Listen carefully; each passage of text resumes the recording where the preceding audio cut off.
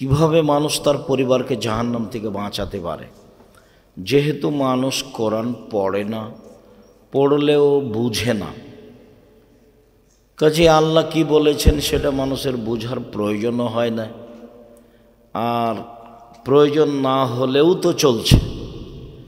প্রত্যেক মানুষের ছেলে মেয়ে আছে, দুই একটা ব্যতিক্রম মানুষ বন্ধা ছেলে মেয়ে নেই, প্রায় মানুষেরই ছেলে মেয়ে আছে।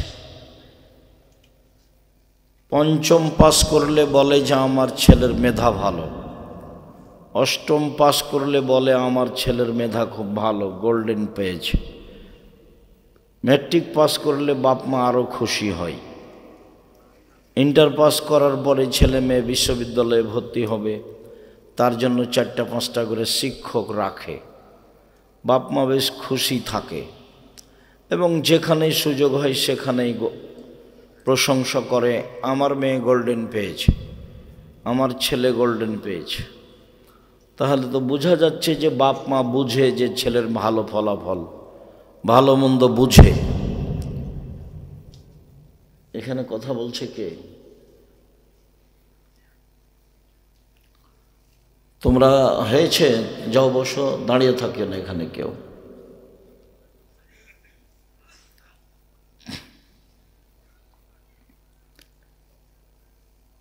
তো বাপ মা তো তাহলে ছেলে মেয়ের রেজাল্টে খুব খুশি। এখন ছেলে মেয়ে যে সকালে গিয়ে ঠাকুরের গান বলছে, ও কালিমা তোমার আকাশ, ও কালিমা তোমার বাতাস, এইটা তো আর বাপ মা বুঝে না। বাপ মা মনে করছে যে কালিমারই তো আকাশ, কালিমারই তো বাতাস। আমরা তো এটা বুঝি না, আমরা বুঝি যে আল্লাহর আকাশ আর আল্লাহর বাতাস, তখন এটা আমাদের গায়ে আঘাত লাগে। এখানে এই জড় পদার্থ বাপ মা, তার তো কোনো অনুভূতি নেই। বাপ মা মাস্টার ডিগ্রি পাস হলে কি হবে, বাপ মা কলেজের প্রিন্সিপাল হলে কি হবে, তার অনুভূতিতে কাজ করে না যে এই পৃথিবী কালিমার নয়। তো ওর ছেলে গোল্ডেন পেয়েছে তাতেই তো ও খুশি। তারপর যখন একটা বড় ডাক্তার হবে, প্রতারক হবে, চোর হবে, ওই কোম্পানির ওষুধ লিখবে যে কোম্পানি টাকা দেয়, তখন আরও খুশি হবে। বেতনের টাকা আছে, কোম্পানির টাকা আছে, তখন অচিরেই দেখবে যে ছেলে বড় লোক হয়ে গেছে। তখন ভুল বুঝের উপরে যেতে যেতে যেতে যেতে কবর। মানে কোরআন মাজিদ তো আর পড়া লাগলো না, কোরআন মাজিদ না পড়েও তো ভালো ছেলে মানুষ করলো, ছেলেকে একটা চোর বানালো, ছেলেকে একটা প্রতারক বানালো, ছেলেকে একটা বদ শয়তান বানালো, তো ওতেও তো খুশি। তো কোরআন মাজিদ না পড়েই তো তার চলছে এবং ও মনে করছে যে ভালোই চলছে, তো সমস্যা কি? এখন আল্লাহ বলছেন যে তোমরা তোমাদের পরিবারকে জাহান্নাম থেকে বাঁচাও। এর কিভাবে হতে পারে? তো কিভাবে হতে পারে? তো দেখি একটু, লোকমান হাকিম বলছেন পরিবারকে বাঁচাচ্ছে। বুনাইয়া লা তুশরিক বিল্লাহ, আব্বু আল্লাহর সাথে শিরক করো না। দেখেন পরিবারকে জাহান্নাম থেকে বাঁচানোর পথ, আব্বু আল্লাহর সাথে শিরক করো না। ইন্না শিরকা লাযুলমুন আযীম, নিশ্চয় শিরক মহাপাপ। পাপের জগতে সবচেয়ে বড় পাপ হলো শিরক। আবু হুরায়রা রাদিয়াল্লাহু তাআলা আনহু বলেন, রাসূল সাল্লাল্লাহু আলাইহি সাল্লাম বলেছেন, আকবারুল কাবায়রা সালাসা, সবচেয়ে বড় পাপ 3টি। 1 নম্বর আল ইশরাকু বিল্লাহ, আল্লাহর সাথে শিরক করা। 2 নম্বর উকুকুল ওয়ালিদাইন, পিতা মাতার অবাধ্য চলা। 3 নম্বর শাহাদাতু জুরে, মিথ্যা সাক্ষী দেওয়া। অত্র হাদিসে বড় পাপের 3টে সিরিয়াল এসেছে। তার 1 নম্বরে এসেছে শিরক করা, 2 নম্বরে এসেছে বাপ মাকে না মানা, 3 নম্বরে এসেছে মিথ্যা সাক্ষী। রাজশাহী জেলে শত হাজারো মানুষ আছে, 20-25-30 বছর থেকে ও নিজেই জানে না আমি কেন জেলে, জজও জানে না ঘটনা কি, উকিলও জানে না ঘটনা কি, সাক্ষীও জানে না ঘটনা কি। সাক্ষীকে 50,000 টাকা দিয়েছে, তখন সাক্ষী জজের সামনে গিয়ে বলছে আমি 2 চোখে মারতে দেখেছি। যার ব্যাপারে বলছে সেদিন তো ওখানে ছিল না, যার কারণে যে জেলে আসে সেও বুঝলো না, সে খালি ভাবছে যে আমি কেন জেলে, আর দিনরাত বলছে শত্রুতা করে আমাকে জেলে দিল, শত্রুতা করে আমাকে জেলে দিল, আমি ওখানে ছিলাম না। ঘটনাই তো তাই, ওও বুঝলো না যে আমি কেন জেলে, সাক্ষীও বুঝলো না আমি কেন সাক্ষী দিচ্ছি, উকিলও বুঝলো না যে আমি কিসের ওকালতি করছি, জজ তো জানেই না। তাহলে জানে কে? যে সাজিয়েছে সে। তো পরিবারকে বাঁচাবেন কিভাবে? আব্দুল্লাহ ইবনে মাসউদ রাদিয়াল্লাহু তাআলা আনহু বলেন, রাসূল সাল্লাল্লাহু আলাইহি সাল্লামকে জিজ্ঞাসা করা হয়েছিল আইয়ু যামবে আকবার, সবচেয়ে বড় পাপ কোনটি, এটা জিজ্ঞাসা। তখন আল্লাহ রাসূল বলছেন আনতাদুল্লাহ নিদ্দানহা খালাকাক, তুমি আল্লাহর সাথে শিরক করবে অথচ আল্লাহ তোমাকে সৃষ্টি করেছেন, এইটা হলো সবচেয়ে বড় পাপ। 2 আনতাক্তলাওয়াল্লা দাকা খাসিয়াতায়াতমামাক, সুখী সংসারের আশায়, শান্তিপূর্ণ সংসারের আশায় খাদ্যর ভয়ে ছেলেকে হত্যা করা 2য় মহাপাপ। ভূতে ধরেছে সব বাপ মাকে, তাই সবাই মনে করছে যে একটা ছেলে একটা মেয়ে, ভালো সংসার, ওও বদ ওর মাও বদ, ওই ছেলে দুটো বদ, বদের গোড়া সব। ধর্ম থেকে তারা বহু দূরে, পশু প্রাণী। আল্লাহ বলছেন বুঝেও বোঝে না ওরা, অন্তর আছে বুঝে না, দেখেও দেখে না ওরা, চক্ষু আছে দেখে না, শোনেও শোনে না ওরা, কান আছে শোনে না। উলাইকা কালা আনাম, তারা পশু প্রাণীর মতো, তারা গরু ছাগলের মতো, তারা কুকুর শ্রেণীর মতো, বালহুমাজাল, বরং তার চেয়ে খারাপ। আমি তো বলছি ও নিম্ন শ্রেণীর মানুষ, বদ, আর আল্লাহ বলছেন যে ও কুকুর শ্রেণীর চেয়ে খারাপ। যে মনে করলো একটা ছেলে মেয়ে আমার যথেষ্ট, এ দিয়ে আমার সুখী সংসার, ও না সংসার বুঝে, ও না ছেলে মেয়েকে লালন পালন করা বুঝে, ও না শিরক বুঝে, ও না বেদাত বুঝে। ও ইনকাম করে, বউ রান্না করে খায়, দিন কাটে, চাকরি করে, বউও হতো একটা চাকরি করে, বউও হতো বা হাই স্কুলের বা প্রাইমারির শিক্ষিকা, 20, 25, 30 হাজার টাকা বেতন পায়, 2 জনই টাকা ইনকাম করে, মনে কর যে ভালোই আছি।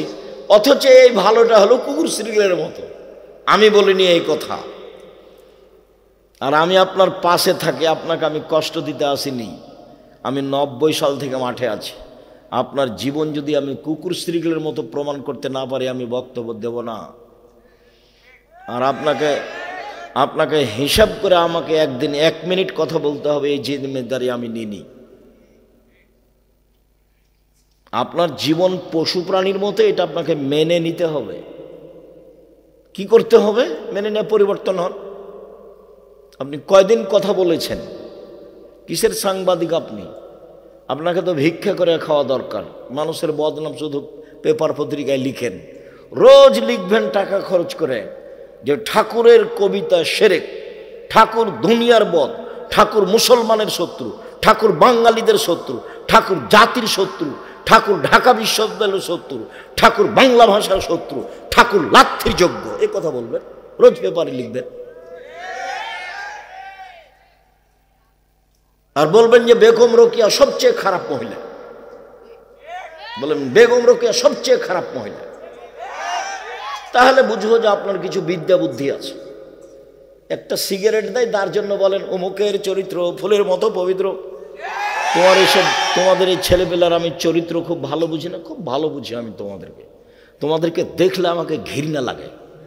যখন রাস্তায় ছুটো মোটর সাইকেল নিয়ে আর এই সেই নিয়ে, তখন তুমি মনে করো না যে আমি খুব ফুর্তিতে আছি, তোমাকে দেখলে আমাকে থুথু ফেলার ইচ্ছা হয়। তার মানে তুমি নিম্ন শ্রেণীর, জাতির তুমি সবচেয়ে খারাপ, জাতির জন্য তুমি বোঝা। তুমি জাতির কি করতে পারো? তুমি জাতির কি করতে পারো? তোমার বড় ডাক্তার জাতির কি করতে পারে? ব্যতিক্রম আছে এই কথা আমি বলি না যে নেই, প্রায় ডাক্তারই যদি ওই কোম্পানির ওষুধ রেখে যেই কোম্পানি তাকে টাকা দেয়, তো ডাক্তার না ও পশু। যে ইঞ্জিনিয়ার চুরি করে, ও আর বাপে বলেছে যে আমার ছেলে মেধাবী, গোল্ডেন পেয়েছে, লন্ডন থেকে পড়েছে, তো চুরি করে। একটা রাস্তা করতে দিলে যা টাকা দিয়েছে তার 3 ভাগ খেয়ে নেয়, 1 ভাগ কাজ করে। কিসের ইঞ্জিনিয়ার ও? কে বলেছে ও জাতির জন্য কল্যাণ চাই? ও ওর জন্য চায় না, ওর বাপের জন্য চায় না, ওর মায়ের জন্য চায় না, ওর ছেলে মেয়ের জন্য চায় না। ও তো একটা আস্ত চোর। ও কি করতে পারে জাতি? শিক্ষা কাকে বলে? আল্লাহ নবী বলছেন, আল্লাহুম্মা ইন্নী আউযু বিকা মিন ইলমিন লা ইয়ানফা। ওই বিদ্যা চায় না যে বিদ্যা উপকার করে না। আল্লাহ তুমি আমাকে ওই বিদ্যা থেকে বাঁচাও যে বিদ্যা উপকার করে না। আল্লাহ তুমি ওই বিদ্যা থেকে বাঁচাও আমাকে যে বিদ্যা উপকার করে না। অমিন কালবিন লা ইয়াখশা। আল্লাহ তুমি ওই অন্তর দিও না যে অন্তর তোমার ভয়ে কাঁদে না। আল্লাহ তোমার কাছে ওই অন্তর থেকে বাঁচতে চায় যে অন্তর, যে দিল, যে কলিজা তোমার ভয়ে কাঁদে না। অমিন নাফসিন লা তাসবা। ওই আত্মা চায় না যে আত্মা আলহামদুলিল্লাহ বলতে পারে না, অল্পতে তৃপ্তি পায় না, খুশি হয় না, খালি টাকা টাকা, এই সে আত্মা একটুকু শান্তি তৃপ্তি লাভ করে না। ওই আত্মা থেকে বাঁচাও, ওই আত্মা আমি চাই না। অমিন দাওয়াতিন লা ইস্তাজাবা লাহু। ওই দোয়া করতে চায় না যে দোয়া কবুল হয় না। রাসূল সাল্লাল্লাহু আলাইহি ওয়াসাল্লাম দিন রাত বলতেন, বুখারী মুসলিমের হাদিস। এইভাবেই বলতেন। তো যে বিদ্যা আপনাকে কবর দিল, আপনার ছেলেকে কবর দিল, আপনার মেয়েকে কবর দিল, আপনার পরিবারকে কবর দিল, সবাইকে ধ্বংস করলো, সেই বিদ্যা নিয়ে আপনি খুশি হলেন কি করে? ছেলে আমার গোল্ডেন পেয়েছে, ছেলে আমার লন্ডনে থাকে, সিটিজেন, নাগরিক হয়েছে। তো এটা আপনার কি কি উপকারে আসলো? আপনি কি দিয়ে বুঝলেন এটা ভালো? আপনার অনুভূতি নাই, যার কারণে আল্লাহ বলছেন বুঝেও বুঝে না ওরা, অন্তর আছে বুঝে না, বুঝা দরকার ছিল। দেখেও দেখে না ওরা, চক্ষু আছে দেখে না, শোনেও শোনে না ওরা, কান আছে শোনে না, শোনা দরকার ছিল। উলায়েকা কালা আনাম। তারা পশু প্রাণীর মতো, তারা গরু ছাগলের মতো, তারা কুকুর ছেলের মতো, বালহুমাজাল, বরং তার চেয়ে খারাপ। একথা আমি বলিনি, একথা আল্লাহ তাআলা বলেছেন। আমার কিছু করার নেই এখানে। লোকমান হাকিম বলেন, আব্বু শিরক করো না, শিরক মহাপাপ। রাসূল সাল্লাল্লাহু আলাইহি সাল্লাম বলছেন যে লা তুশরিক বিল্লাহ ওয়া ইন কুতিলতা হুররিকতা।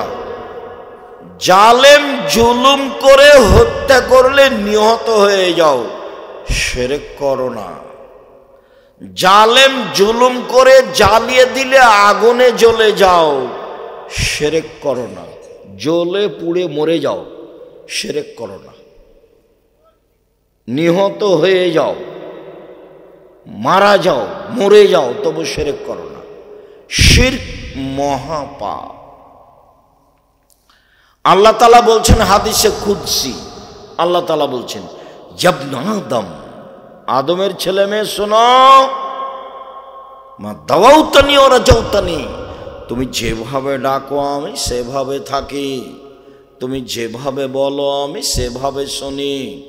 আদমের ছেলে মেয়ে শোনো, তুমি যেভাবে ডাকো আমি সেভাবে থাকি, তুমি যেভাবে বলো আমি সেভাবে শুনি, তুমি যেভাবে আশা পোষণ করো আমি পূর্ণ করে থাকি।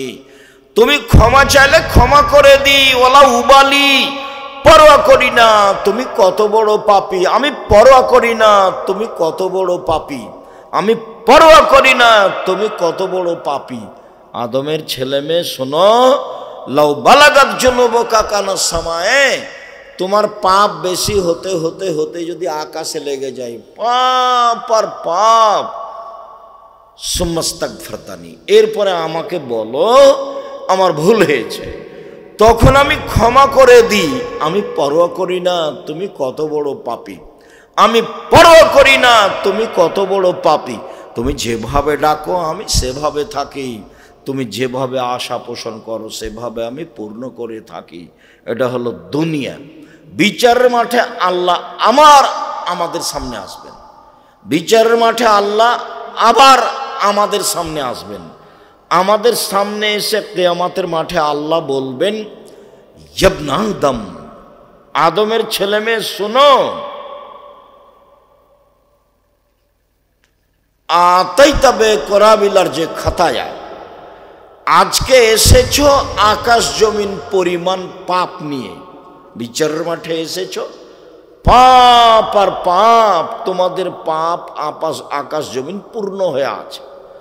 আমিও এসেছি ও আতাইতো বিকুরাবিল মাগফিরা, যেই পরিমাণ তুমি পাপ নিয়ে এসেছো সেই পরিমাণ আমি ক্ষমা নিয়ে এসেছি। তোমার যেই পরিমাণ পাপ আমার সেই পরিমাণ ক্ষমা, তোমার যেই পরিমাণ পাপ আমার সেই পরিমাণ ক্ষমা। তোমার পাপ যত আমার ক্ষমা তত, তোমার পাপ যত আমার ক্ষমা তত, যদি শিরক না থাকে। এটা হলো মূল কথা। শিরক থাকলে তো আমাকে অপমান করেছো। তুমি বিড়াল দহের মাজারে টাকা দাও বেটা, ফাইজলামি করো। যে মরে আছে কবরে, ওরই কি হচ্ছে তার কোনো ঠিক ঠিকানা নাই, ওখানে টাকা দাও কেন? তোমার অনুভূতি হয় না? তুমি খাও না, তুমি হাগো না, পায়খানা করো না, তুমি হিসাব পাও না? তুমি মাছ দিয়ে ভাত খেলে কাঁটা ফেলে খাও, কাঁটা সহ খাও না, তার মানে বুদ্ধি আছে।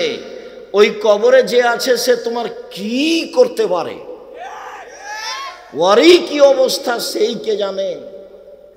আর তুমি সেখানে টাকা দাও মানে ফকির পাও না? ফকিরকে টাকা দাও, ওই যে দিন রাত হাত পেতে চাচ্ছে। শুনুন, দাপট দেখিয়ে টিকা যাবে না। 45 মিনিট সময়, ক্ষমতা দেখিয়ে টিকা যায় না। জুলুমের ফল খুব খারাপ। আল্লাহ রাসূল বলছেন, হত্যাকো জুলম ফাইন্না জুলমা জুলুমাতুন, অত্যাচার থেকে বেঁচে থাকো, অত্যাচার অন্ধকার। মানুষের উপরে জুলুম হয় জমি দখল করলে, পিটালে, জেলে দিলে, হাজতে দিলে। আর আল্লাহর উপরে জুলুম করা হয় শিরক করলে। মানুষই জুলুম সহ্য করে না, তা আল্লাহ কি দিয়ে সহ্য করবে? জুলুম করে, ক্ষমতা দেখিয়ে, দাপট দেখিয়ে, হইচই করে, জমি দখল করে, মারামারি করে, মানুষকে অপমান করে, লুটতরাজ করে, রাহাজানি করে বেঁচে থাকার চেষ্টা করিয়েন না, ভুল সিদ্ধান্ত। মাটির মানুষ দুদিন বাঁচতে এসেছেন, নরম হয়ে বাঁচেন। 5 ওয়াক্ত সালাত, হালাল রুজি, কোরআন তেলাওয়াত, আড্ডা পিটা হারাম, জান্নাত হবে ইনশাআল্লাহ। আড্ডা পিটা কি? এই যে মোবাইলে ল্যাংটা মেয়ে দেখা ঘন্টার ঘন্টা, এটা একটা আড্ডা পিটা। আর একটা আড্ডা পেটা কি? ওই যে দোকানে বসে আছেন, ল্যাংটা মেয়ে নাচছে, মাথায় টুপি আছে, এর গল্প ওর গল্প, চেয়ারম্যান মেম্বার কি করলো, চুরি করলো, কাকে মারলো, এগুলো বলছে। সুদ মহাপাপ, এ কথা ঠিক। সুদের যে ভাষা আল্লাহ নবী উল্লেখ করেছেন, পৃথিবীতে কোনো পাপের ভাষা এরকম নয়। সুদের ভাষা শুনলেই কেমন কেমন লাগে। আল্লাহ রাসূল বলছেন যে কেউ যদি 1 টাকা সুদ খায়, 36 বার জেনা করে যত পাপ হবে, 1 টাকা সুদ খেলে তার চেয়ে বেশি পাপ হবে। আল্লাহ রাসূল বলছেন সুদের পাপের 17টি ভাগ রয়েছে, ছোট থেকে বড়, বড় থেকে ছোট। সবচেয়ে ছোট পাপ হলো মার সাথে জেনা করলে যেমন পাপ হয়, সুদ। শিরক মহাপাপ, ভাষা এমন নয়। বাপ মায়ের অবাধ্য চলা মহাপাপ, ভাষা এমন নয়। মিথ্যা সাক্ষী মহাপাপ, ভাষা এমন নয়। সন্তান হত্যা করা মহাপাপ, ভাষা এমন নয়। মানুষ হত্যা করা মহাপাপ, ভাষা এমন নয়। জোর করে জমি দখল করা মহাপাপ, ভাষা এরকম নয়। পৃথিবীতে সবচেয়ে দুঃখজনক, কষ্টদায়ক, ব্যথাকর, মানে অবাক ভাষা হলো সুদের ভাষা। কে যদি জেনে শুনে 1 টাকা সুদ খায়, 36 বার জেনা করে যত পাপ হবে, 1 টাকা সুদ খেলে তার চেয়ে বেশি পাপ হবে। বাংলাদেশের মাটিতে এমন কোনো ব্যাংকিং ব্যবস্থা নাই যেটা সুদমুক্ত, এমন কোনো ইন্স্যুরেন্স নেই যেটা সুদমুক্ত। উপার্জনের পথ 4টা। 1, দিন মজুরি, সন্ধ্যায় টাকা শেষ, জীবন শেষ, বাস। 2, চাকরি, 25 দিনে টাকা শেষ হবে, 5 দিন ধার কর্জ করে চলবে। জীবনও শেষ, সবই শেষ। 3 জমি চাষ, হয় সমান সমান না হয় লস, হয় সমান সমান না হয় লস। 4 ব্যবসা, সেটা চকলেটের হোক না হয় বাদামের, বাদাম বিক্রি বুঝেন আপনারা? তোমরা বাদাম বিক্রি বুঝো? সেটা বাদাম বিক্রি ব্যবসা হোক আর না হলে ইনপোর্টে ব্যবসা হোক কোটি কোটি টাকার, সেটা যে ব্যবসায় হোক না কেন, আল্লাহ নবী বললেন সত্যবাদী বিশ্বস্ত ব্যবসায়ীরা নবীদের সাথে জান্নাতে থাকবেন। সত্যবাদী বিশ্বস্ত ব্যবসায়ীরা নবীদের সাথে জান্নাতে থাকবেন। আমি যখন বলেছি যে তোমরা বাপ বেটা ভিক্ষা করে খাও, শ্বশুরের কাছে টাকা নিও না। কেন? শ্বশুরের কাছে টাকা নিয়ে ওই টাকা দিয়ে চাউল কিনে ভাত খেয়ে ইবাদত কবুল হবে না। শ্বশুরের কাছে টাকা নিয়ে ওই টাকা দিয়ে চাউল কিনে ভাত খেয়ে ইবাদত কবুল হবে না। ভিক্ষা করা টাকা দিয়ে চাউল কিনে ভাত খেয়ে ইবাদত কবুল হবে। ভিক্ষা উপার্জনের সবচেয়ে জায়েজ অপছন্দ পথ। 1 নম্বর পথ ব্যবসা, 2 নম্বর পথ জমি চাষ চাকরি, 3 নম্বর পথ জমি চাষ, 4 নম্বর পথ দিন মজুরি কিষান কামলা, এ হলো উপার্জনের পথ। 5 নম্বর পথ ভালো নয়, সেটা হলো ভিক্ষা করা। ভিক্ষা করা টাকা দিয়ে চাউল কিনে ভাত খেয়ে ইবাদত কবুল হবে, কিন্তু শ্বশুরের কাছে টাকা নিয়ে ওই টাকা দিয়ে চাউল কিনে ভাত খেয়ে ইবাদত কবুল হবে না। ওটা হারাম টাকা, ওটা সন্ধ্যা হতে হতে ফেরত দিতে হবে। ফাজলামি করো বাপ বেটা, শ্বশুরের মোটর সাইকেল নিয়ে তোমার বাপও চড়ে তুমিও চড়ো, তো তোমার বাপ তোমাকে, তোমার শ্বশুর তোমাকে খুশি হয়ে দিয়েছে, ফালতু কথা বলো। তোমার শ্বশুর মোটর সাইকেলটা ভিক্ষুককে দিতে দেখি, সব ফাজলামি করো। তোমরা বাপ বেটার মুখখান কালো হয়ে আছে দেখো। তোমার বাপকে যদি আমি পশু প্রাণীর চেয়ে খারাপ প্রমাণ করতে না পারি, আমি বক্তব্য দেব না, এখনই সালাম দিয়ে উঠে যাব। তোমার বাপের কাছে আমি জিম্মি নই। 90 সাল থেকে আমি মাঠে আছি, এই দেশের কোনো মানুষের কাছে আমি জিম্মি নই, 1 মিনিটের জন্য নই, 1 মিনিটের জন্য নই। আজও যে তোমার কাছে এসেছি অগ্রিম পাথর নিয়ে আসিনি, এমনি এসেছি। 30 বছরে কোনোদিন মানুষের কাছে পথ খরচ চাইনি, 35 বছরে।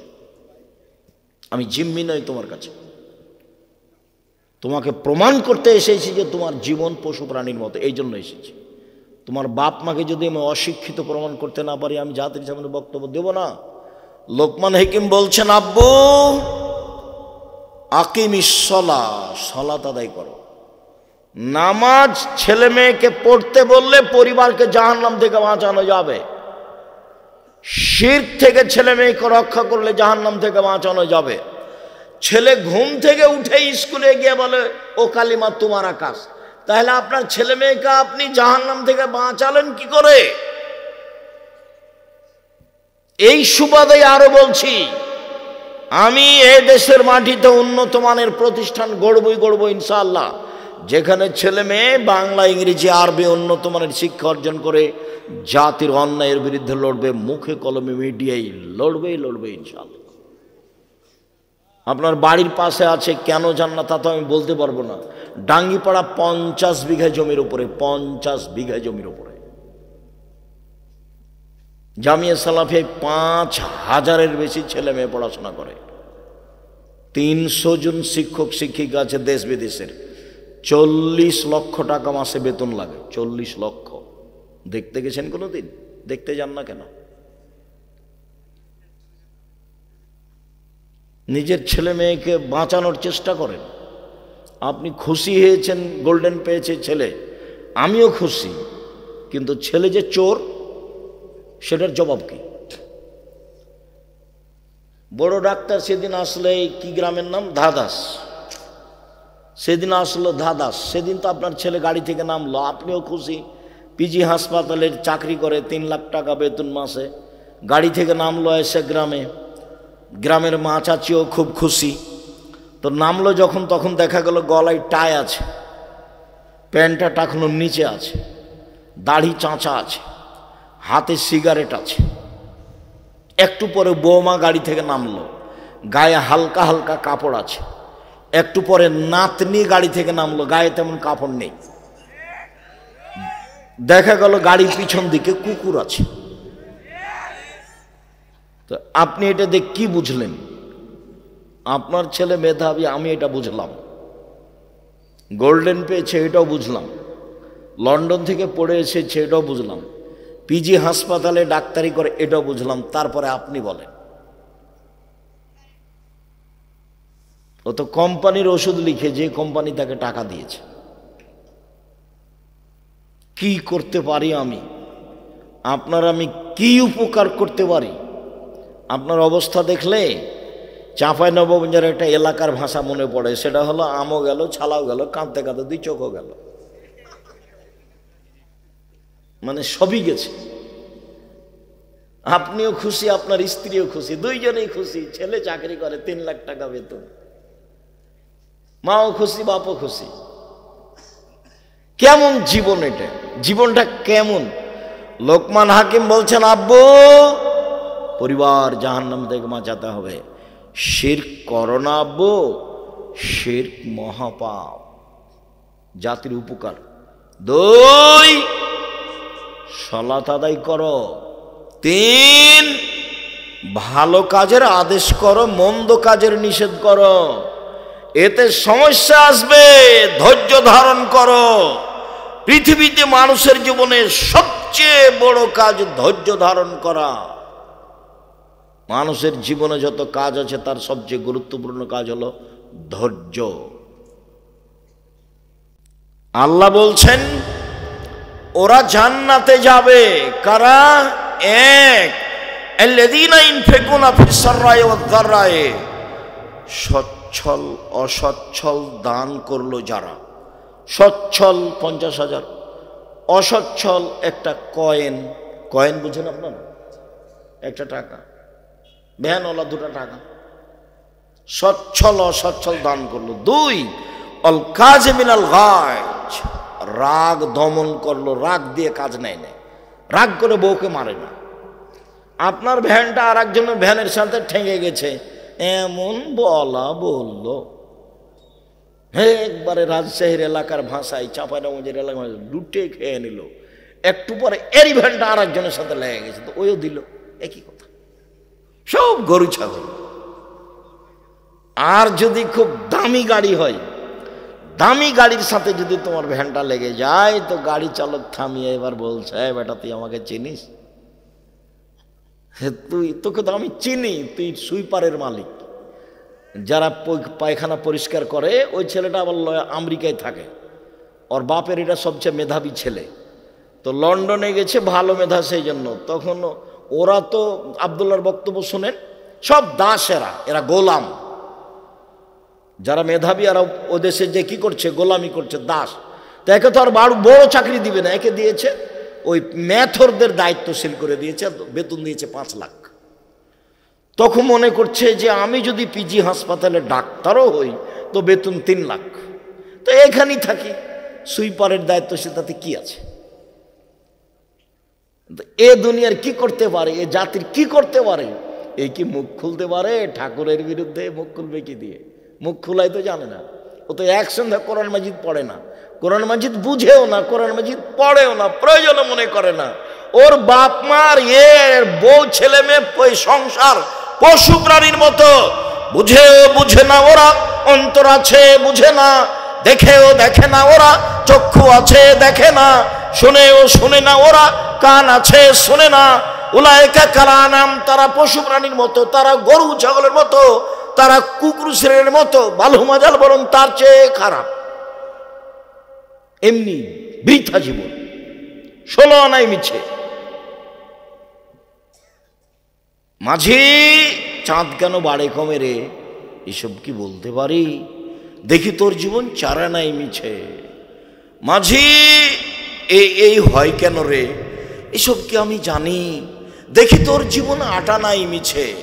মাঝি এইসব হয় কেন রে, আমি কি ওসব জানি? দেখি তোর জীবন 12 আনাই মিছে। বাতাস উঠেছে, নৌকা হিলে উঠেছে। বাবু সাঁতার জানো বাবু? না রে মাঝি, না আমি তো সাঁতার জানি না। হ্যাঁ, এখন দেখি বাবু তোমার জীবন 16 আনাই মিছে। তো এরা স্বামী স্ত্রী, একজন কলেজের শিক্ষক, একজন হাই স্কুলের শিক্ষিকা, মনে করছে দুইজনই খুশি, ভালোই আছে, টাকা ইনকাম করে।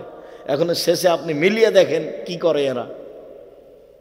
একদিন ছেলে মেয়েকে বলেও না যে সেরেক করো না, বলবে কি দিয়ে? ওইও তো গেছে ওই স্কুলেই, যে স্কুলে সোনার বাংলা চলে। ও কি করবে? ওর মা কি করতে পারে? ওর মা কি বুঝে? ওর বাপ ওর মায়ের বিবাহ দিয়েছে, স্বামীর কাছে গেছে, তাই বাচ্চা হয়ে গেছে, তার নাম মা। বাচ্চা প্রসব করাতে জানে, ও বাচ্চাকে পড়াতে জানে, ও শিষ্টাচার জানে। ওর বাপ জানে না শিষ্টাচার, মা জানে না শিষ্টাচার। মুহাম্মদ সাল্লাল্লাহু আলাইহি ওয়াসাল্লাম বললেন, বাপ আর আমি, ওই বাপ আর আমি জান্নাতে একসাথে এভাবে থাকবো, একসাথে। কে?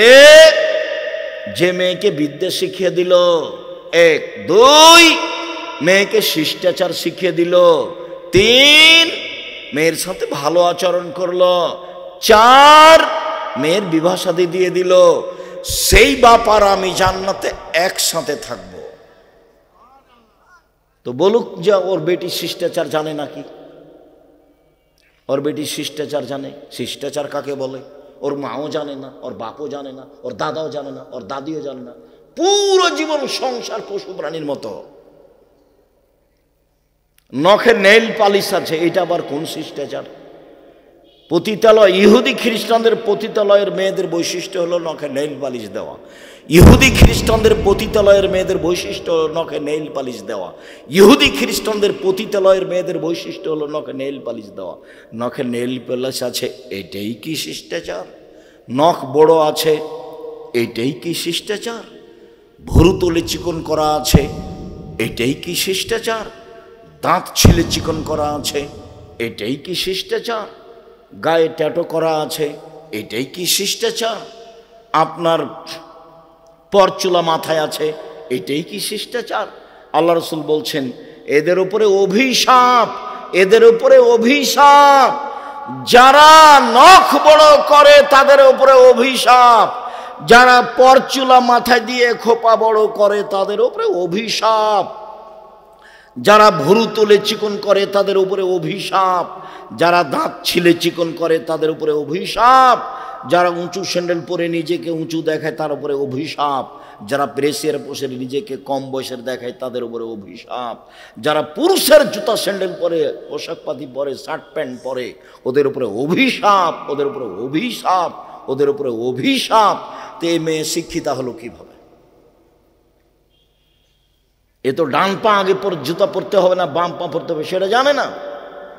এ তো বাল্বটা অফ করতে হবে, এমনি অফ করে দেয়, কিভাবে অফ করতে হবে তার জানা নাই। এই ছেলে, তোমার মাকে জিজ্ঞাসা করো আজকে, যদি বলতে না পারে তাহলে বলিও যে আব্দুর রাজাক সাহেব আপনাকে খালা বলে ডাকতে বলেছে, খালা। আপনি মায়ের দায়িত্ব পালন করেন না, সেই জন্য আমাকে মা বলতে নিষেধ করেছে। তোমার মা, এটা আমি নিশ্চিত বুঝি, এটা আমিও জানি যে এটা তোমার মা, কিন্তু আমি দুঃখিত, আমার খুব কষ্ট হয়, তুমি ওকে মা বলবে কেন? মা কাকে বলে? এটা হলো বাপ। 1 বিদ্যা শিখিয়ে দিল, 2 শিষ্টাচার শিখিয়ে দিল, 3 ভালো আচরণ করলো, 4 বিভাষা দিয়ে দিল। এই বাপ আর আমি জান্নাতে একসাথে থাকবো। এবার মা, 1 মেয়েকে বিদ্যা শিখিয়ে দিল, 2 মেয়েকে শিষ্টাচার শিখিয়ে দিল, 3 মেয়ের কাপড় চুপড়, মাথার চুল সাজগোজ করে পরিপাটি করে রাখলো, 4 মেয়েকে পাহারা দিল। পাহারা, মা হলো পাহারাদার। বলো তোমার মা কি পাহারা দিয়েছে? এখন তোমার ভাইয়ের প্যান্টটা টাকনোর নিচে আছে, তোমার ছোট ভাইটা দেখো, তোমারও আছে, তোমার মা নাকি পাহারাদার? ছি, তোমার মা নয়। তুই এই মা কেন? এটাকে মাকে বলেছে। হ্যাঁ, কে বলেছে এটা মা? মা কাকে বলে? তোমার নানাও দায়িত্ব পালন করেনি। মেয়েকে পিটিয়ে লালন পালন করতে হবে, পিটিয়ে। আদর নাই, আদর পার হয়ে গেছে। ক্লাস 10-এ পড়ে, মাথায় কাপড় দেয় না, ওকে পিটিয়ে ঠিক করতে হবে। আমি বলিনি, মুহাম্মদ সাল্লাল্লাহু আলাইহি ওয়াসাল্লাম বলেছেন পৃথিবীর সবচেয়ে বড় মানুষ। আর আবু বকর সিদ্দিক মেয়েকে পিটিয়ে জাতিকে দেখিয়ে গেছে। সামান্য ভুলের কারণে মেয়েকে একবারে পিটিয়ে একাকার করে দিয়েছেন, জাতির সামনে দিয়ে গেছেন। হাদিস বুখারী মুসলিম, কিয়ামত পর্যন্ত দেখবে মানুষ।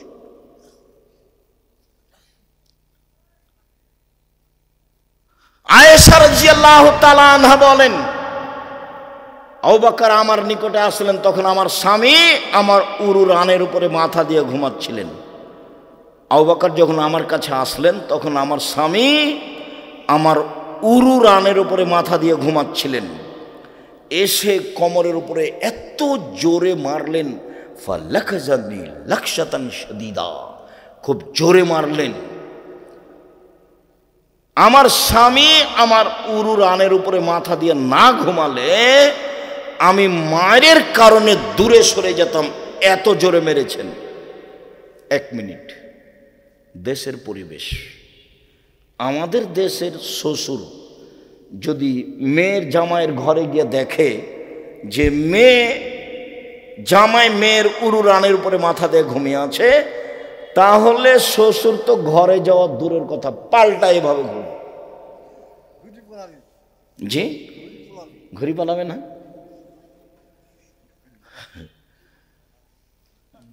মেরে দিল গিয়ে। এই অবস্থায়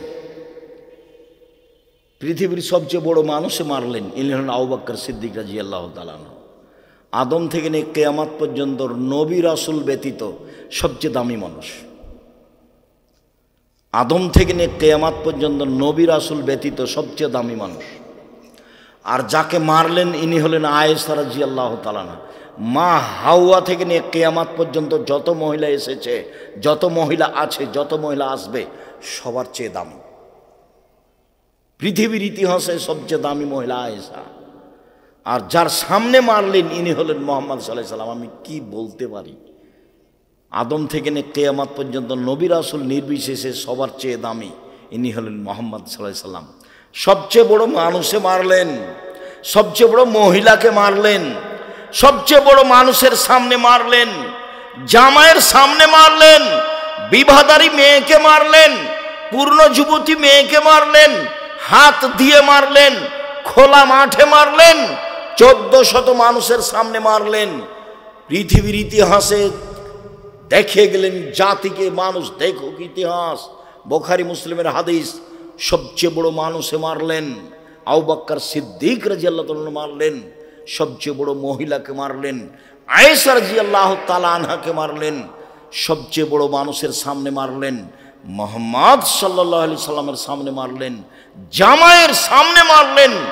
মুহাম্মদ সাল্লাল্লাহু আলাইহি সাল্লাম হচ্ছেন জামাই।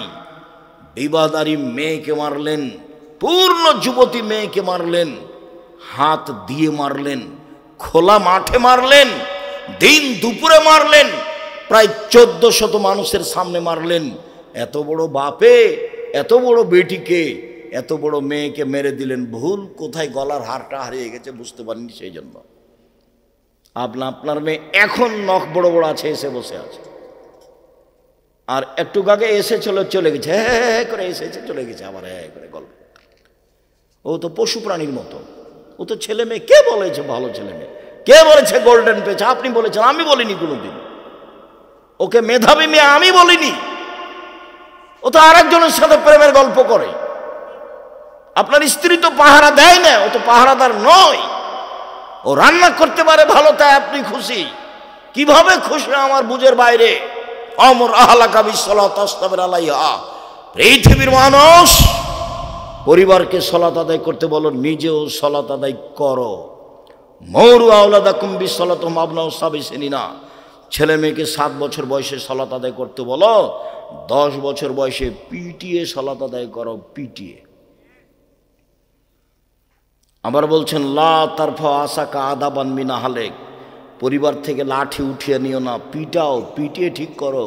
নখ বড় কেন? পিটিয়ে ঠিক করতে হবে। নখে নেইল পালিশ কেন? পিটিয়ে ঠিক করতে হবে প্রয়োজনে। কপালে টিপ কেন? পিটিয়ে ঠিক করতে হবে। আরে মেয়ে মাস্টার ডিগ্রি পাস করেছে, হতে এখন পায়খানায় করতে শিখিনি, হাঁটতে শিখিনি।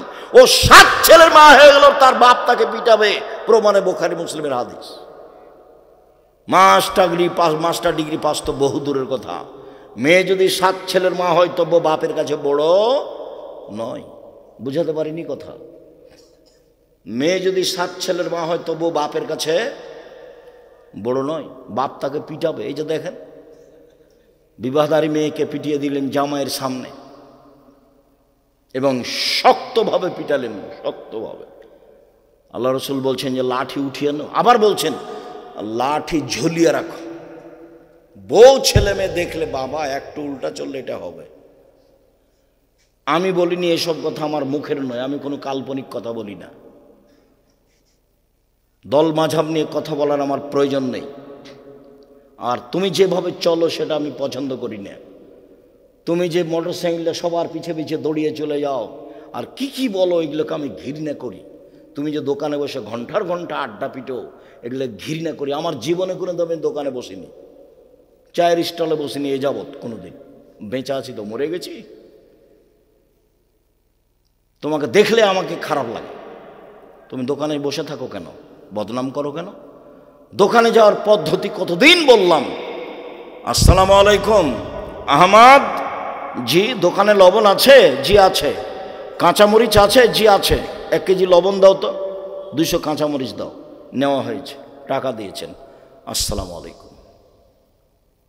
এর চেয়ে বেশি দোকানে থাকতে পাবেন না। ওখানে তো যাওয়াই অপরাধ। ও তো ল্যাংটা মেয়ে না আছে দোকানে। যেদিন থেকে ও টিভি তুলেছে দোকানে, সেদিন থেকে যা পয়সা উপার্জন করেছে সবই হারাম। ওই টাকা দিয়ে চাউল কিনে ভাত খেয়ে ইবাদত কবুল হবে না। ওই টাকা দিয়ে চাউল কিনে ভাত খেয়ে ইবাদত কবুল হবে না। আর ভূমিকম্প তো হবেই। 3টে কারণে ভূমিকম্প হয়। 3টে কারণে মানুষ সন্ধ্যায় থাকে মানুষ, আর সকালে হবে বানর শুকুর, হবেই। সন্ধ্যায় আছে মানুষ, সকালে শোর হয়ে গেছে, বানর হয়ে গেছে, হবেই। 3টা পাপের কারণে। 1, এই যে শারিবুল খমরা, মানুষ যখন নেশাদার দ্রব্য পান করবে, মদ খাবে, বিড়ি তামাক জর্দা সিগারেট খাবে তখন। 2, জাহরাতিল কায়নাত, মেয়েরা যখন নাচবে, সব মোবাইলে মেয়ে নাচে, সব দোকানে মেয়ে নাচে, সব ঘরে মেয়ে নাচে, তো ভূমিকম্প তো হবেই। আর সব ছেলেমেয়ের হাতে বড় বড় মোবাইল দিয়ে রেখেছেন, খুললেই তো ল্যাংটা মেয়ে চলে আসে। তো আপনি এটাকে কি বুঝাতে চাইলেন? আর ওই মা, 3 নম্বর শ্রেণীর মা, ও দেখছে ওই যে টিভিতে কি কি যেন ইন্ডিয়ার এগুলো দেখছে, আর ছেলের হাতে দিয়েছে কার্টুন। তো কার্টুন তো বিবেকে ধরে যেটা আছে, কার্টুন তো একটা নোংরা শ্রেণী। সব এগুলো ভারতের সবই নোংরার নীতি, ইহুদি খ্রিস্টানদের নোংরা নীতি। জন্মসূত্রে আপনার ছেলেকে মেরে দিতে হবে। ওইদিকে বেগম রোকেয়া মেরে গেছে, আর এইদিকে শয়তান এই যে ওই ঠাকুর মেরে গেছে, আর এদিকে এখন সবাই লেগেছে। আপনি কি করতে চাচ্ছেন আপনার ছেলে মেয়েকে? আপনি একটুকু বুঝতে চাচ্ছেন না কেন যে আমার ছেলে মেয়ে 0 থেকে নিচে আছে? 1-এর ডান দিকে তো 0 দিলে দাম আছে। আপনি বলেন, আপনাদের এলাকার একটা লোক লন্ডনে আছে পরিবার নিয়ে, তো ফজরের সালাতের পরে আগে আগে ও বাড়িতে ঢুকছে, আমি তার পিছনে পিছনে আছি, আমাকে সকালে নাস্তা করাবে সেই জন্য। তো এখন ছেলে বের হয়ে এসে বাপকে বলছে গুড মর্নিং। তো ছেলেও বলল, বাপও বলল গুড মর্নিং। আমি এখন কি বলতে পারি? আমি এখন খেতে বসে বলছি কি আর বলি, আসলে লন্ডনে এসেছিলাম টাকা ইনকাম করার জন্য, আদর্শ বিক্রি করতে আসিনি। ছেলে যদি বলতো আসসালামু আলাইকুম, আপনি জলদি বলতেন ওয়ালাইকুম আসসালাম, তাহলে একটা হতো। এই ছেলে তোমাকে বলছি, 15-20 কোটি গুড মর্নিং 1 পাল্লায় দাও, আর আসসালামু আলাইকুম 1 পাল্লায় দাও, দিয়ে উঠাও তো দেখি। মানে মানুষের জীবন পশু প্রাণীর মতো, তাকে বলছি তুমি খালি বুঝানো, যেদিকে যাও। এই যে বিমানে উঠো সবসময় বলছে থ্যাংক ইউ, কেউ বলে না জাযাকাল্লাহ খায়। এই যে তুমি যেখানে বসছে, যাকে চা খেতে দিয়েছো, বাম হাতে চা খাচ্ছে, বলো কুকুর সিরিয়াল না, ও শয়তান, ও ইবলিস। আমি বলিনি এ কথা, ও শয়তান হলো ইবলিস। আল্লাহ নবী বলছেন এ শয়তান বাম হাতে খায়, ইবলিস বাম হাতে খায়। ধর্ম একজনের কথা দিয়ে চলে, যার নাম মুহাম্মদ সাল্লাল্লাহু আলাইহি সাল্লাম। 1 গ্লাস পানি পান করলে 5টা বিধান লাগে, তার নাম ইসলাম। ইসলাম মানে মেনে নেওয়া, মুসলিম মানে মেনে নিয়েছি। ইসলাম মানে মেনে নেওয়া, মুসলিম মানে মেনে নিয়েছি। তিতা লাগলেও মানতে হবে, মিঠা লাগলেও মানতে হবে। এটা একটা জাহেলিয়াতের মধ্যে চলন্ত ধর্ম এসেছে, জাহেলিয়াতকে ঠেকানোর জন্য। সবটাই নতুন, কোনোটা সমাজের সাথে মিল খাবে না। সমাজ একরকম, এটা এরকম। সমাজ ছিল গুড মর্নিং, ও এসে ওকে ধাক্কা দিয়ে বলেছে আসসালামু আলাইকুম। সমাজ ছিল থ্যাংক ইউ, বলছে না জাযাকাল্লাহ খায়ের। সমাজ বলছে না পেশাব পায়খানার পরে এমনিতে উঠে যাও, কাপড় দিয়ে মুছে থেকে যাও, বলছেন না পানিতে পবিত্রতা অর্জন করতে হবে। সব জায়গাতেই শরীয়ত নতুন ভাবে আছে। যেখানে যাবেন এমনি বাড়িতে ঢোকা যায় না। বাড়িতে এমনি ঢুকে গেলেন, তখন জীবিকা হলো কুকুর সিরিয়ালের মতো, আসসালামু আলাইকুম। এবার বলছেন যে আল্লাহ বলছে আমি দেখবো, এবার তোমাকে কি করা লাগে সেটা আমি দেখবো, জিম্মেদার আল্লাহ। শুনুন সম্মানিত দিনী ভাই বোন, আদর্শ পরিবার, এশার সালাতের পরে কথা বলা নিষেধ।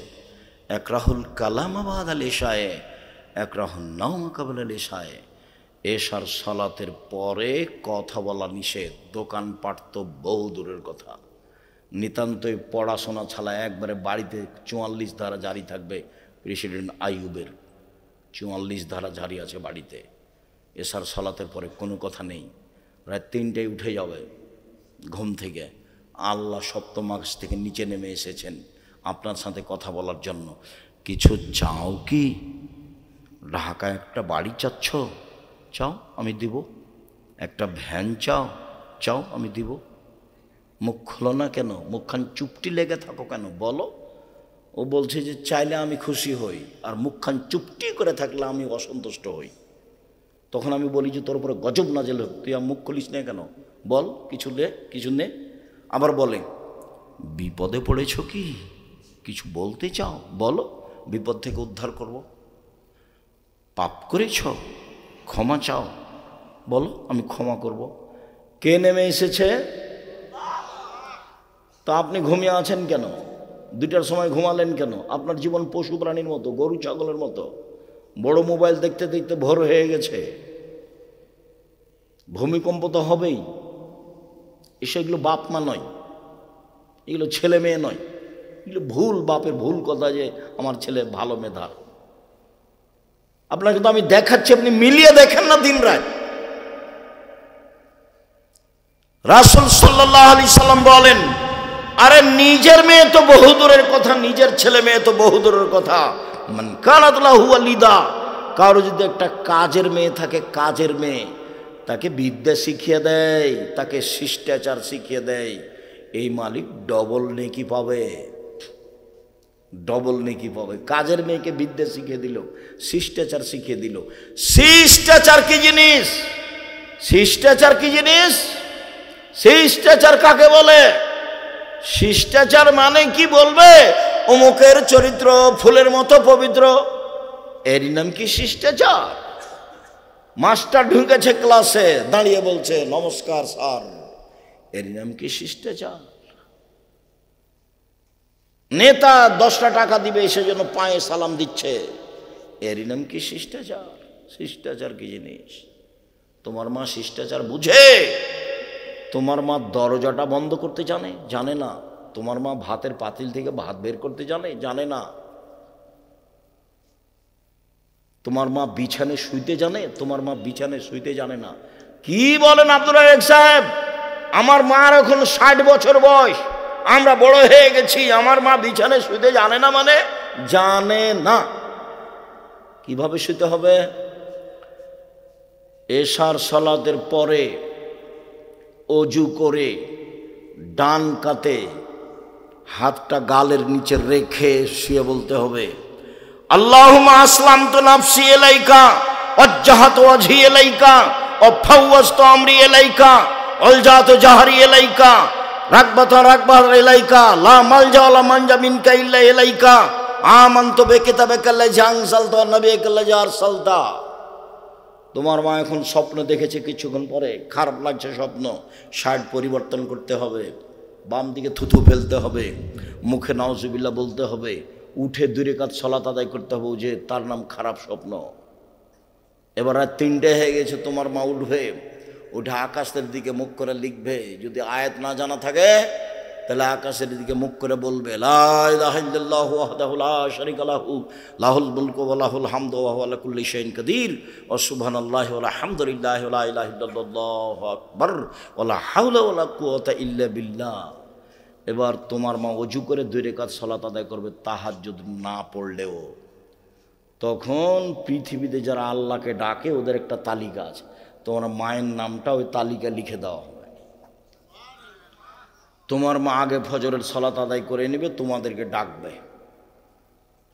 তুমি তো রাত 3টায় ঘুমিয়েছো, সকাল 9টায় উঠো, তখনও তুমি মা আর তুমি ছেলে আর ও মা।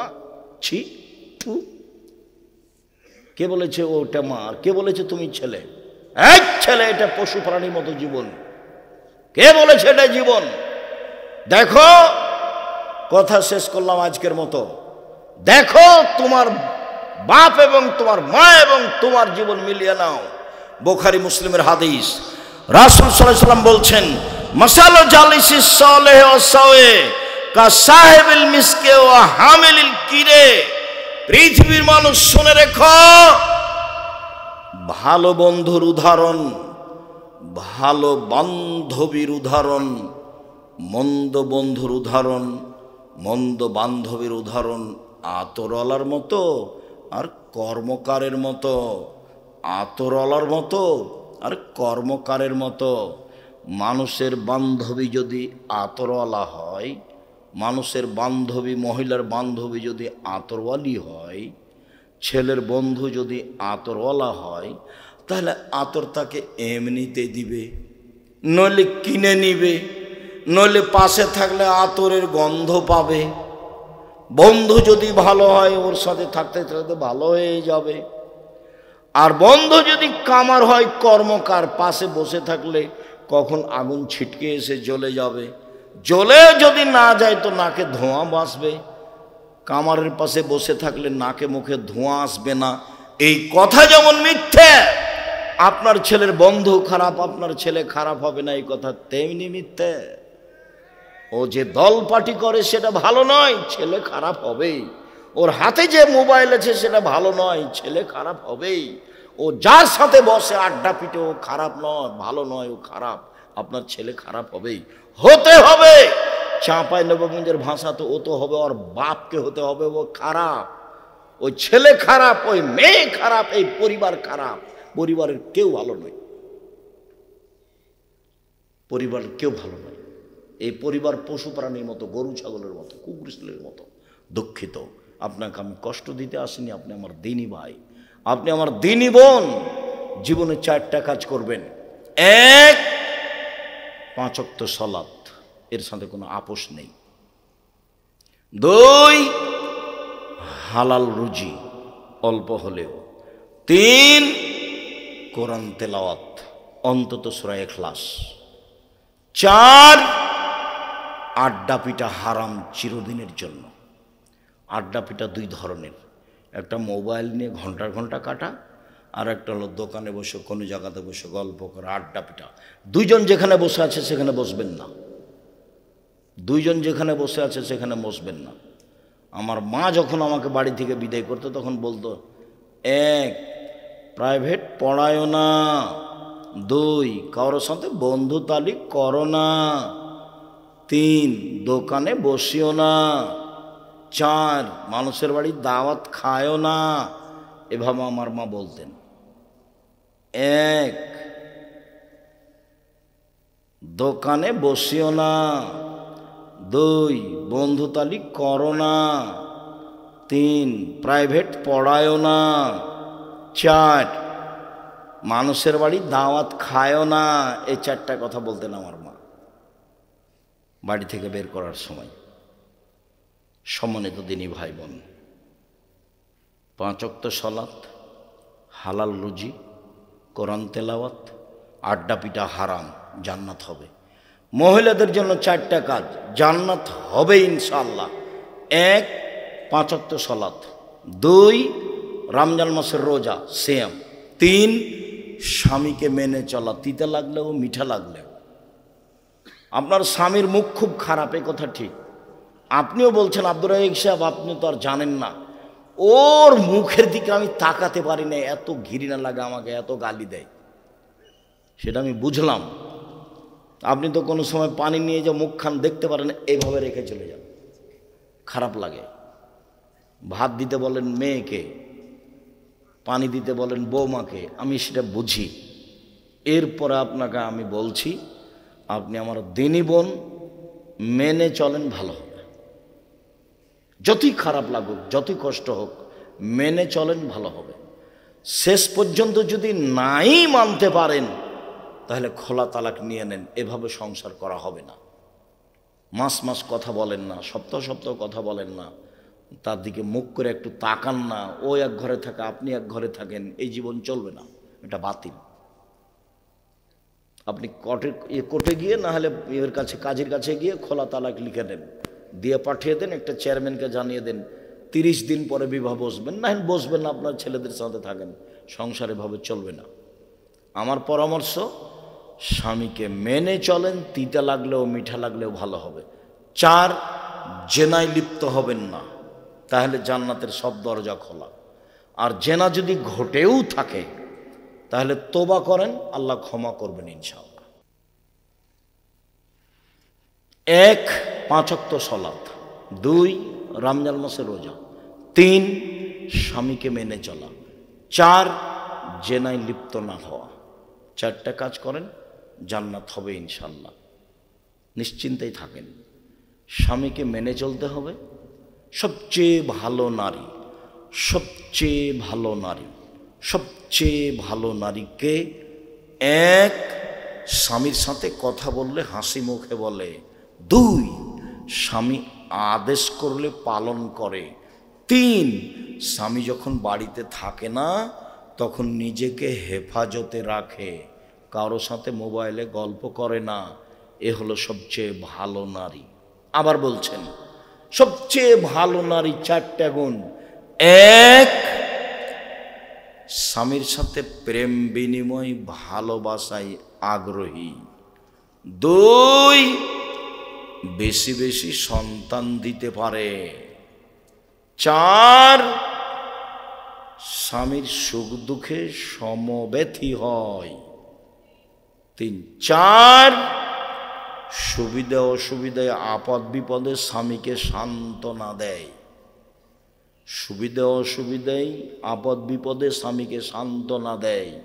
এ হলো সবচেয়ে ভালো নারী।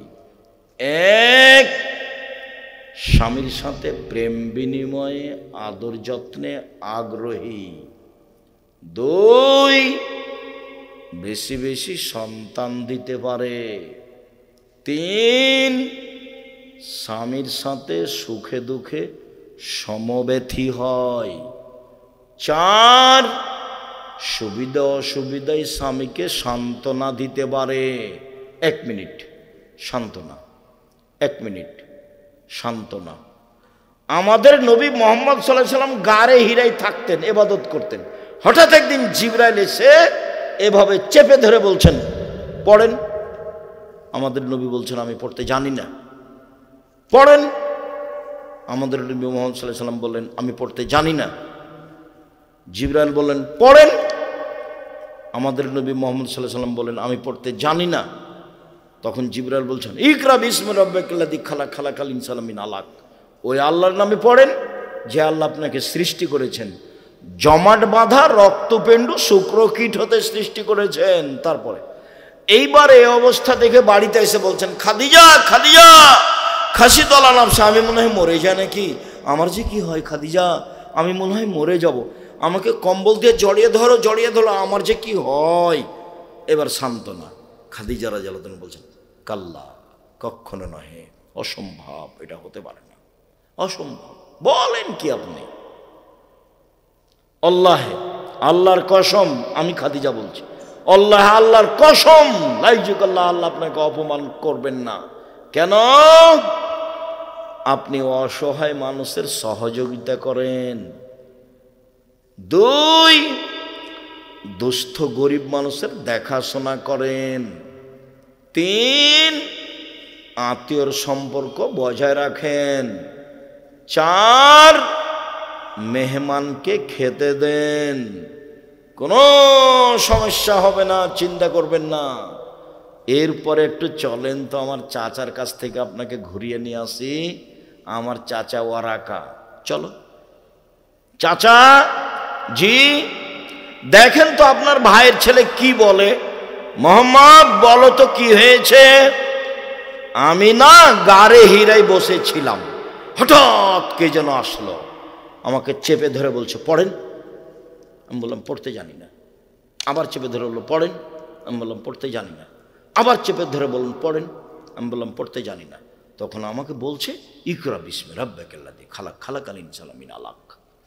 আরে ও তো জিবরাইল, ও তো নামুস, এলাকার লোক তো তোমাকে বের করে দিবে। এবার মোহাম্মদ সাল্লাল্লাহু আলাইহি ওয়াসাল্লাম বলছেন আওয়া মুখরে জিয়া, আমাকে বের করে দিবে। উনি বুঝতেন তার চাচি কত ভালোবাসতেন, উনি বুঝতেন গ্রামের লোক কত ভালোবাসতেন। পৃথিবীর ইতিহাসে ভালোবাসার মানুষ এত কেউ জন্ম নেয়নি। গোটা গ্রামবাসী ভালোবাসত, পশু প্রাণী ভালোবাসত, মাটি ভালোবাসত। পৃথিবীর ইতিহাসে ব্যতিক্রম ভদ্র নম্র মানুষ। তাই বলছেন, অস্বীকার করছেন মূলত, আমাকে বের করে দিবে, এটা হয় কি করে, আমাকে বের করে দিবে। তখন ওয়ারাকা বলছেন আরে শোনো শোনো, যার কাছে জিবরাইল এসেছে গ্রামের লোক তাকে বের করেছে, যার কাছে জিবরাইল এসেছে গ্রামের লোক তাকে বের করেছে। যেই নবীর কাছে জিবরাইল এসেছে সেই নবীকে গ্রামের লোক কি করে দিয়েছে, বের করে দিয়েছে। তোমাকে বের করে দেবে।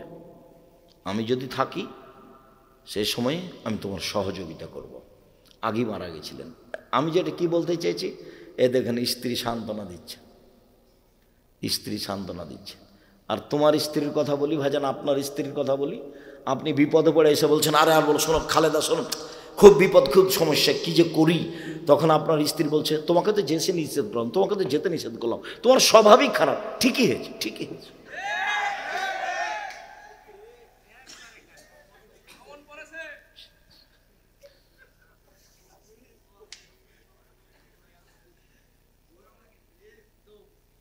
আল্লাহ তুমি সহজ করো। নিজের জীবনটা ভালো করার চেষ্টা করে যতক্ষণ পর্যন্ত দেহে শ্বাস আছে। কেউ আপনার সুবিধায় আসবে না। বিচারের মাঠ বড় কঠিন, কবর যত কঠিন কিয়ামত তার চেয়ে অনেক বেশি কঠিন। কিয়ামত যত কঠিন জাহান্নাম তার চেয়ে অনেক অনেক অনেক বেশি কঠিন। কি দিয়ে বুঝায় আপনাকে আমি কবর কত কঠিন, কি দিয়ে বুঝায় আপনাকে আমি কিয়ামত কত কঠিন, কি দিয়ে বুঝায় আপনাকে আমি জাহান্নাম কত কঠিন। আপনি সতর্ক হন, সাবধান হন, ছেলে মেয়ের উপরে কঠোর হন, পরিবারটা সুন্দর করার চেষ্টা করেন, মানুষ হিসেবে যতদূর সম্ভব ততদূর চেষ্টা করেন। অত খুশি হয়ে না আমার মেয়ে গোল্ডেন পেয়েছে, আমার ছেলে গোল্ডেন পেয়েছে, ভালো, আপনার ছেলে মেধাবী, ভালো। ও জাতির জন্য ওকে মানুষ করেন, জাতির জন্য, জাতির ক্ষতির জন্য মানুষ করিয়েন না। আব্বু ভালো কাজের আদেশ করো, মন্দ কাজের নিষেধ করো, এই কাজের সমস্যা নেমে আসবে, আব্বু ধৈর্য ধারণ করো। কে বলছেন এগুলো বলেন তো? লোকমান হাকিম বলছে। এক, আব্বু শিরক করো না। দুই, আব্বু সালাত আদায় করো। তিন, আব্বু ভালো কাজের আদেশ করো, মন্দ কাজের নিষেধ করো, এই সময়ে ধৈর্য ধারণ করো। চার, জমিনে চলার সময় অহংকার করে চলো না। পাঁচ, মানুষকে এড়িয়ে চলো না। ছয়, কণ্ঠ নিচু করো। জোরে কণ্ঠ হচ্ছে গাধার কণ্ঠ। মানুষের সাথে ঠান্ডা করে কথা বলিও। মানুষ কি বলছে তার খারাপ উত্তর দিও না, সব সময় ভালো উত্তর দিও। কি দিয়ে আপনাকে আমি বুঝাই?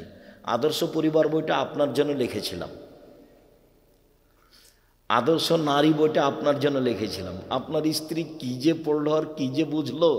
বেগম রোকেয়ার বইটা পড়ে জীবনটা কাটালো, আর ঠাকুরের বই পড়ে জীবনটা কাটালো। আমার বুঝে আসলো না জীবনে কি করলেন। এত নামাজের বই থাকার পরে আমার নামাজের বইয়ের প্রয়োজন ছিল না। আমি হাতে কলমে নামাজ শেখানোর চেষ্টা করেছি মানুষের।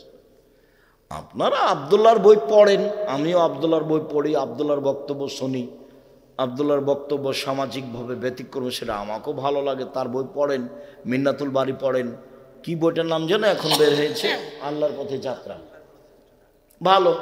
এগুলো বই পড়েন, তবে নিজের পরিবারকে সুন্দর করার চেষ্টা করেন। আপনার জন্য আদর্শ পরিবার বই লেখা হয়েছে, আপনার জন্য আদর্শ নারী লেখা হয়েছে, নামাজ শিক্ষাটা আপনার জন্য লেখা হয়েছে, আর সব বক্তব্যগুলো উপদেশ বইয়ে পাবেন। আপনার বাড়িতে এই বইগুলো নেই, আমার জন্য দুঃখজনক এটা ব্যাপার। কেন নেই? আপনার আমি কি ক্ষতি করেছি? 1 সেকেন্ডের জন্য একটা বাক্য অপ্রয়োজনীয় বলিনি জীবনে। জীবনে কোনোদিন কেচ্ছা কাহিনী বলিনি। আপনার সংকীর্ণতা কেন? কেন সংকীর্ণতা থাকবে? কোনোদিন দল পার্টির কথা বলিনি, কোনোদিন কোনো মাঝহাবকে নিন্দা করতে যায়নি। কবরের কাছে মাথা নত করবেন কেন? কবরে যে আছে তাকে পিটিয়ে একাকার করে দিল মনে হয়, সেটার হিসেব নেই। কবরের কাছে যান মানে কেন কবরের কাছে যাবেন? ওখানে বলতে পারেন না? ও তো নেমে এসেছে সপ্তম আকাশ থেকে প্রথম আকাশে প্রত্যেক রাতে, তাকে কিছু বলেন? পশু প্রাণীর মতো ঘুমিয়ে থাকবেন কেন? আপনি আমার দিনী ভাই, আপনি আমার দিনী বোন। যে কথাগুলি বললাম পারিবারিকভাবে এটা মূল্যায়ন করার চেষ্টা করেন। 5 ওয়াক্ত সালাত অবশ্যই, হালাল রুজি অবশ্যই, কোরআন তেলাওয়াত অবশ্যই। আড্ডা পিটা চিরদিনের জন্য হারাম, আড্ডা পিটা চিরদিনের জন্য হারাম। যাওয়ার পরে সবাই বই পুস্তকগুলো নিয়ে যাবেন। আমি আজকের মতো এখানে কথা শেষ করলাম। সুবহানাকা আল্লাহুম্মা ওয়া বিহামদিকা আশহাদু আল্লা ইলাহা ইল্লা আনতা আস্তাগফিরুকা ওয়া আতুবু ইলাইক।